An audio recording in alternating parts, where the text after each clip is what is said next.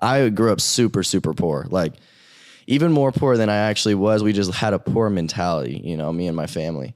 And so I was down to just like sleep on the floor. And I was like, can I stay at your house? The only girl I knew. And she was like, yeah, you can stay in my guest house. And I was like, guest house? I was like, what do you mean guest house? LA. And I pull up and her dad's like a Hall of Fame MLB baseball player. And they just gave me their like guest house to stay in for 6 months. And so I stayed there. I told my family, I'm chilling. I'm like, everything's good. That's crazy, bro. And yeah, I made my first single.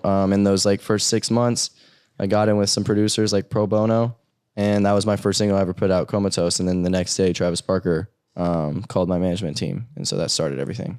That's so crazy, dude. It was wild. Yeah, that song charted too, right? 25 on US Rock. It was a good song. Yeah, thank you. Yeah, it was a crazy moment for me, and I think it was a crazy moment for the industry as well, because things have happened off of Vine and YouTube, you know, and maybe even Instagram, but TikTok was so fresh at this time. No one had really reached that boundary of like kind of having a moment in the music industry from social media, and so it got a lot of attention with the labels. And obviously at this point we can look back and it seems like it's snowballed into something where the entire music industry is surrounded by social media, which I don't know how great that is now, but in the moment it was cool when it happened to me, you know. It was awesome. For sure, dude. And it's just like, you know, like you said, you got blessed, you know, and we've talked about it too when we were chatting, that there's no real coincidences, you know, like we believe that we have a path. Oh yeah, this is God's plan for sure, you know, like without a doubt it's a part of my destiny. And I've learned that, you know, there's destiny and there's things that are meant to happen for yourself, but you have choices, you know, and that's kind of what I had to